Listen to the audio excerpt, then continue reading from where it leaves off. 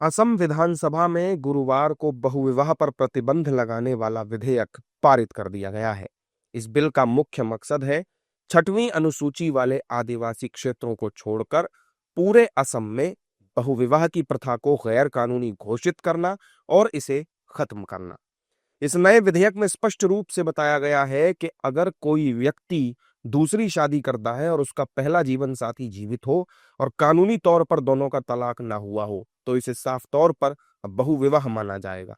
अब छिपाकर शादी करना या पहली शादी को नजरअंदाज करना किसी भी सूरत में नहीं चलेगा। बिल में बहुविवाह करने वालों के लिए कड़ी सजा का प्रावधान किया गया है। इस बिल को लेकर बीजेपी नेताओं ने असम सरकार की सराहना की और इसे जनता के पक्ष में बताया है। बिल्कुल सही है। हमारे जो संस्कार है, हमारी जो सभ्यता है, भारत की जो सनातन संस्कृति है, उसमें परिवार की व्याख्या को बहुत अच्छे तरीके से बताया गया है।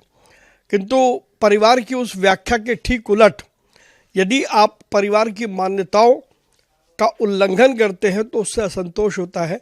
और इसलिए ये जो बिल आया है, ये बिल वास्तव में एक बार फिर असम में संस्कृति को बचाएगा और हमारी सभ्यता को अक्षुण्ण रखेगा। पॉलीगैमी समाज के लिए एक नासूर है और इस पर कार्रवाई होनी ही चाहिए।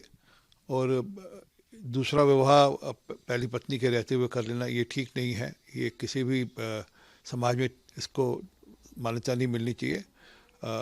असम ने इसमें पहल की है, उनको बधाई हो। हाँ, मुझको लगता है कि असम के मुख्यमंत्री ने या वहाँ की सरकार ने एक वहाँ की डेमोग्राफी, वहाँ की व्यवस्थाएं, वहाँ की स्थिरता और लगातार घुसपैठिए, उन सबको लेकर के निर्णय लिया होगा। मुझको लगता है कि स्वागत के अभिनंदन के हो गया। इस बिल में उन महिलाओं को भी ध्यान में रखा गया है जो इस तरह की गैर कानूनी शादियों की वजह से परेशान होती हैं।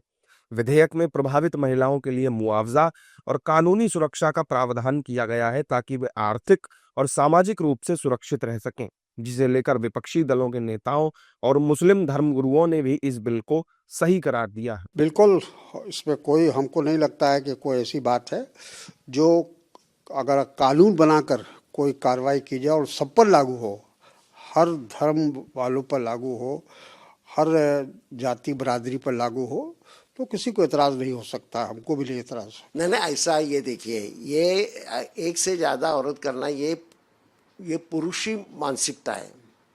मर्दों को लगता है एक से ज़्यादा ये करना, और इस तरह से औरतों के ऊपर एक तरह से अन्याय होता है। वो होना नहीं चाहिए, ये मैं भी मानता हूँ, लेकिन ये मुसलमानों में ही होता है, ऐसा समझना बिल्कुल गलत बात है। इतना ही मेरा कहना है। एक से अधिक शादी पे अगर कोई रूल आ रहा है और वो बिल हो रहा है तो डेफिनेटली मुझे लगता है कि सभी लोग इससे सहमति रखते होंगे। ये आप सब जानते हैं कि हमारे मुल्क के आइन, कॉन्स्टिट्यूशन, संविधान ने हर शहरी को अपने मजहब पर अमल करने की पूरी आज़ादी दी है और religious freedom is a fundamental right as per the constitution of our country. और आप सब जानते हैं कि आर्टिकल 25 में बहुत ही वाज़ेह तौर पे बात कही गई है कि all citizens are free to profess, practice and propagate religion of their choice. और फिर हर कम्युनिटी को इस बात का भी कानूनी हक है कि वो अपने पर्सनल मैटर्स में अपने पर्सनल लॉज पर अमल कर सकता है।